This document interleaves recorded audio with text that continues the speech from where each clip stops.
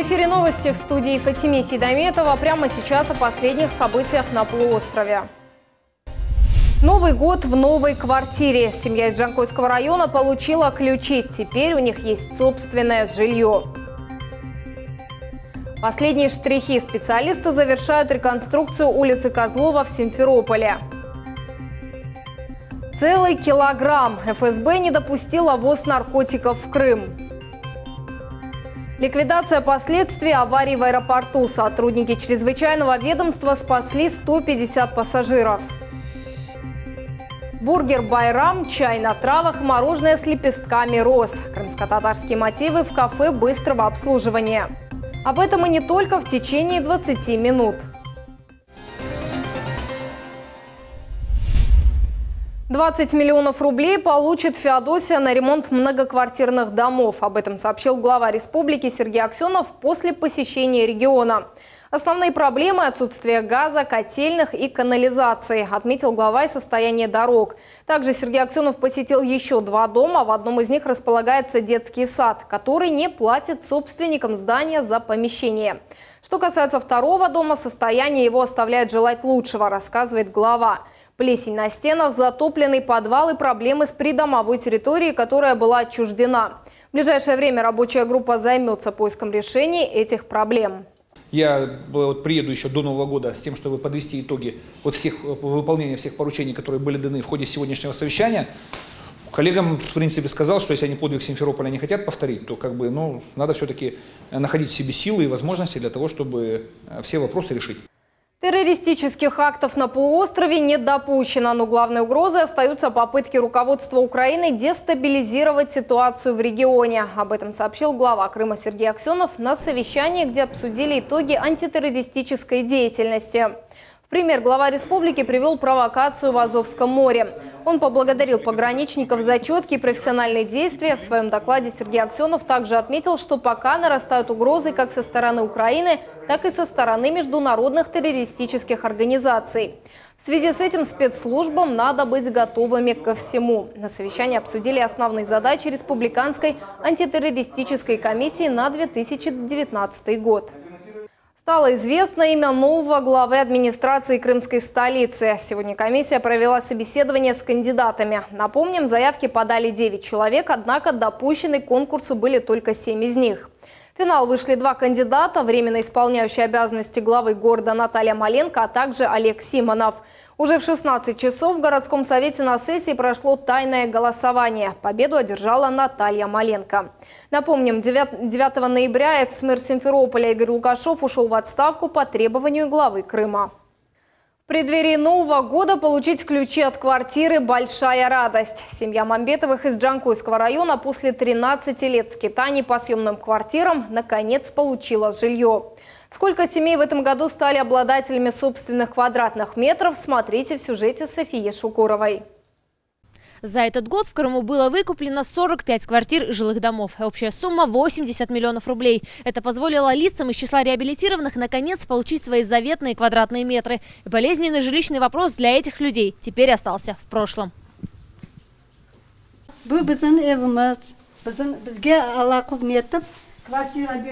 Реза и Алия Мамбетовы теперь владельцы этой квартиры. Новоселы не скрывают радости, показывают свое жилье и обсуждают планировку. Здесь есть отопление, сделали нам ремонт по всей квартире. Поставили евроокна, потолки, обои. Все сделали. Для Мамбетовых это лучший подарок в преддверии Нового года. Своего жилья у них не было. С первых дней возвращения на родину стали в очередь за заветными квадратными метрами. А после 13 лет жизни в съемной квартире. Теперь это в прошлом. Супруги не верят собственному счастью. В селе Вольное для их маленькой семьи государство выкупило однокомнатную квартиру. Я не ожидала. Сколько лет стояла в очереди и не верила. Мы очень благодарны. Спасибо всем. В Джанкойском районе еще 43 семьи ждут своей очереди. Динамика есть. В этом году району было выделено 3 миллиона рублей из республиканского бюджета. На эти средства выкупили жилье для 2 семей из числа реабилитированных. На следующий год также запланированы средства. Через Госкомитет он выделяет. Планируем 3-4 семьи обеспечить. В прошлом году мы обеспечили 3 семьи. В 2016 году обеспечили 5 семей. Ну, стараемся обеспечить, чтобы люди, которые стоят, было собственное жилье. С хорошим предпраздничным настроением семья делится планами о том, как отметят Новый год. Завершение 2018-го для Мамбетовых стало действительно волшебным. 2019-й они встретят в собственной квартире. София Шукурова и Иван Евдокимов. Телеканал «Миллет». Почти завершилась реконструкция площади имени Амедхана Султана в Симферополе. Сейчас специалисты устанавливают ограждение на внутренней части кольца и меняют освещение. В ближайшие дни будет нанесена разметка. Напомним, реконструкция в этой части города началась в сентябре. Специалисты полностью заменили покрытие дорожного полотна, асфальт здесь уложен в 3 слоя. Сама проезжая часть расширена, появился заездной карман для автобусов и дополнительная полоса для городского транспорта. Это позволит избавиться от пробок, особенно в час пик. Стоит отметить, что при смене асфальта полностью поменяли все коммуникации. Контроль за ремонтными работами осуществлялся ежедневно. Специалисты уверяют, дороги выполнены качественно, однако так ли это, покажет только время.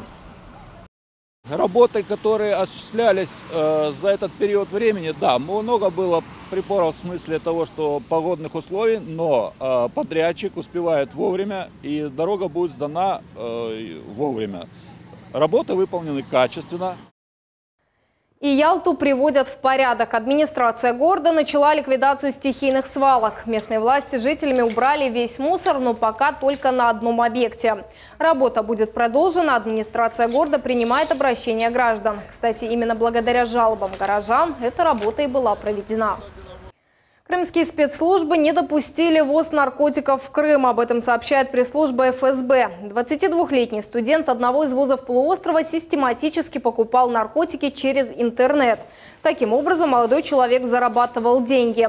Действовал он вместе с 20-летней гражданкой Украины. Свою деятельность парень осуществлял с использованием так называемых закладок. Во время обысков у него был обнаружен килограмм наркотического средства. Против нарушителей возбуждено уголовное дело. За это преступление предусмотрено наказание вплоть до пожизненного лишения свободы. А спасатели тем временем ликвидировали чрезвычайную ситуацию в аэропорту Симферополь. Об этом сообщает пресс-служба МЧС. По информации ведомства, произошло возгорание левого двигателя самолета. Командир судна принял решение совершить посадку в Крымском аэропорту.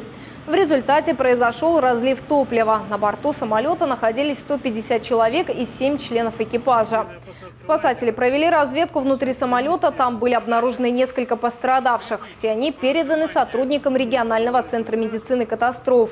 На месте аварии работал штаб пожаротушения. Спешим успокоить, чрезвычайная ситуация была ложной. Спасатели на самом деле проводили учения. Задачи, поставленные перед участниками комплексной тренировки, были успешно выполнены. 2019 год в России официально объявлен годом театра. Выставки, ярмарки, фестивали. Полный перечень включает более 100 мероприятий, которые пройдут по всей стране. Старт этому году в Крыму был дан в музыкально-драматическом театре. Почему именно эта площадка была выбрана для торжественной церемонии открытия, расскажет Наджия Исаева.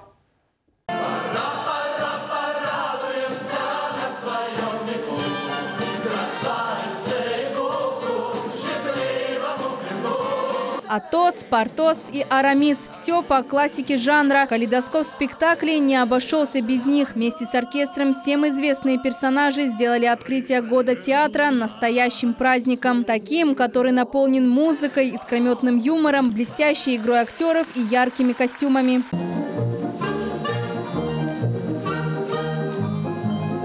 Официальное открытие года театра именно в музыкально-драматическом не случайность. Именно здесь, в этих стенах, присутствует тот самый дух театра, а его традиции остаются основой творчества, считает министр культуры Арина Новосельская. По ее словам, год театра обещает быть плодотворным. Мы достроим театр наш главный детский. Мы откроем в следующем году ТЮЗ на базе «Золотого ключика». Это решение уже принято, согласовано с нашими руководителями, с Сергеем Валерьевичем и и с Владимиром Андреевичем. У нас в следующем году будет отремонтирован театр марионетки в городе Евпатория. В новый дом должны будут въехать театр на ходулях. Это коллектив, который прославляет Крым по всему миру. Ну и, конечно, наши главные театры, у нас их 4 академических, порадуют своего зрителя и юного, и взрослого. Театральный сезон 2019 подарит немало премьер и открытий. Свои спектакли покажут все сцены полуострова. Единственный театр крымских татар не останется в стороне. Крымско-татарский драматический уже в полном вооружении. Глубокий смысл каждой премьеры, изысканная неповторимая игра актеров, то, чего ждет каждый зритель. Театр Елыбызын театр. У нас год театра пройдет очень ярко, интересно и плодотворно, потому что новые голоса и актеры – хорошие музыканты. Есть артисты, которые работали и работают по сей день. Есть и начинающие. Все очень много работают. По словам режиссеров и художественного руководителя, актеры уже настроились на тяжелую работу. Ведь сегодняшняя церемония задала старт новому сезону. Впереди много планов и задумок.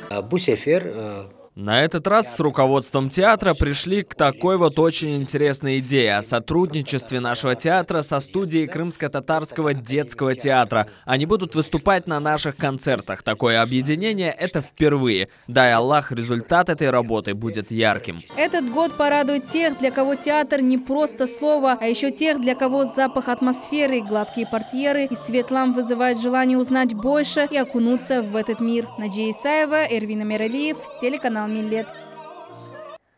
В Симферополе подвели итоги крымского тура иностранных акул пера. На пресс-конференции журналист Дмитрий Корнилов сообщил, что доволен своей поездкой. Здесь он пообщался с местными жителями и с коллегами. Был впечатлен природой полуострова, в будущем планирует снять фильм в Крыму. Я всегда говорю, у меня голова французская, но душа русская. Но так это. Фильм в Крыме. Одна история, любовная история, это, конечно, один француз, какой приезжает здесь, он имеет, как много оксидантов, знаете, такие клише до России вы не ходите, и через одной интерпрета, традуктриса русской, он в ней влюбится. Полуостров – гостеприимное и безопасное место. Такое мнение высказала делегация иностранных журналистов. Приехали они в Крым из Греции, Швеции, Сербии, Франции, Армении и Эквадора. Признаются, правду о Крыме узнавали у простых жителей. Водители такси оказались лучшими источниками информации.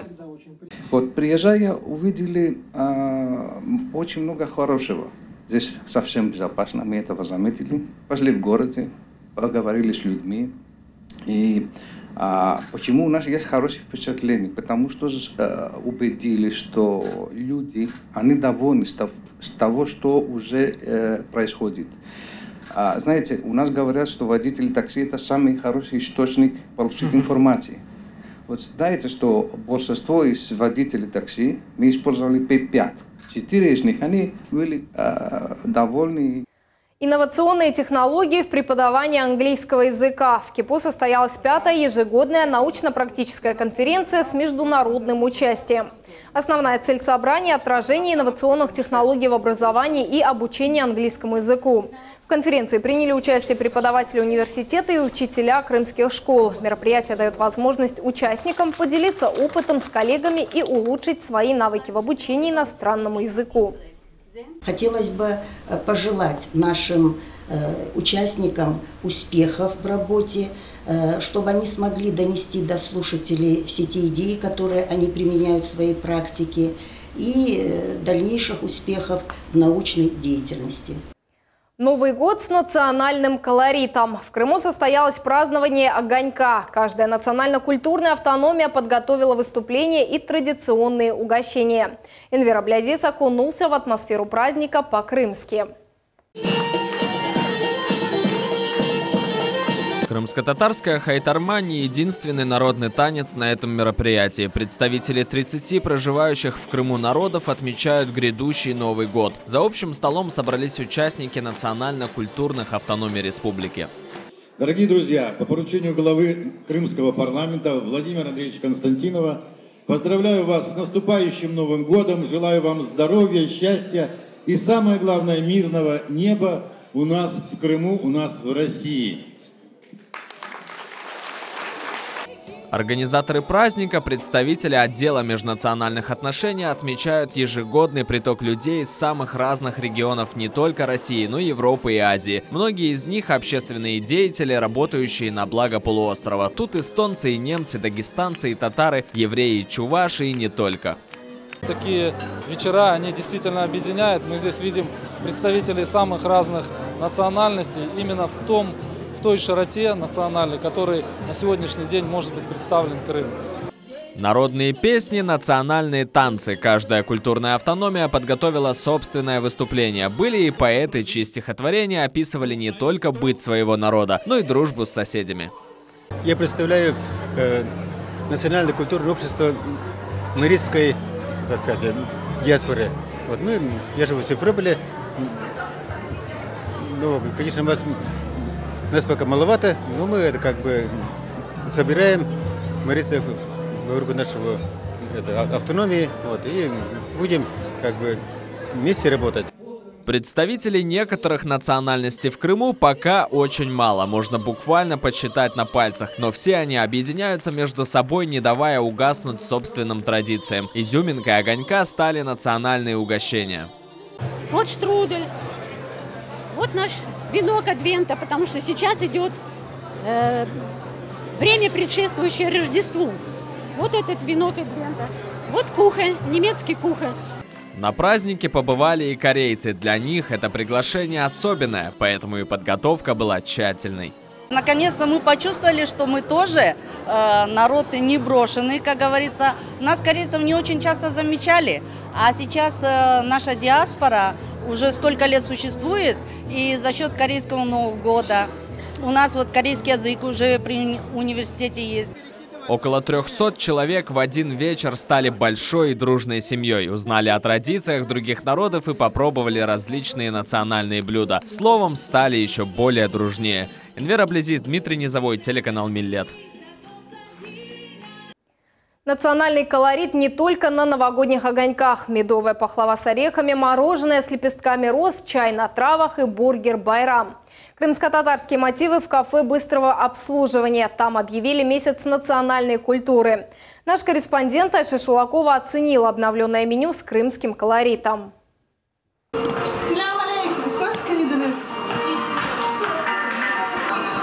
Добро пожаловать! У нас в продаже появился сэндвич «Байрам». Уже у входа ощущается крымско-татарское радушие. Приветствие на родном языке, девушки и парни в одежде с народными элементами. А в воздухе витает аромат крымских специй и играет национальная музыка. Просто все разнообразие культуры и колорита коренного народа в одном небольшом заведении. Каждого посетителя порадует обновленное меню. Мороженое с лепестками крымских роз, медовая пахлава с орехами, чай с чабрецом и парварда в угощение. Все наше, крымское. А для любителей мяса изюминка меню сэндвич «Байрам», что в переводе с крымско-татарского «праздник». Прекрасно. Очень национально, очень весело, очень тепло. Поддерживаем. Да. Поддерживаем. Мы сразу обратили на это внимание. Зарина Бекирова уже оценила крымско-татарскую атмосферу в кафе. Говорит, еще на улице, услышав родную музыку, не смогла пройти мимо. Ну, чувствуется, да, вот наше, как вам сказать, ну, свое, как бы, крымско-татарское. Месяц крымско-татарской культуры в сети кафе быстрого обслуживания в самом разгаре. Для заведения пиар, а вот для представителей крымско-татарского народа предновогодний подарок. Богатство полуострова в его многонациональности. Тематические мероприятия еще больше сближают гостей и жителей Крыма, считает руководство заведения. Чтобы радовать наших посетителей, мы решили попробовать такую промо-акцию. Мы удивляем нашими сладостями, парвардой, пахлавой, новым сэндвичем «Автобайрам». Крымско-татарская атмосфера в сети кафе будет царить до конца месяца. Поэтому у каждого есть возможность почувствовать колорит и познакомиться с уникальной культурой коренного народа. Айша Шулакова, Виталий Голубев, телеканал Миллет. Уже завтра пройдет главное событие года – торжественное награждение победителей второго конкурса общественного признания «Миллет Менлега». Вас ждут лучшие вокальные и хореографические номера от звезд крымско-татарской эстрады, розыгрыши ценных призов и море положительных эмоций. Мероприятие начнется в 16 часов в Крымско-татарском академическом музыкально-драматическом театре. Вход свободный, мы ждем вас. Это были все новости на сегодня. Всего доброго.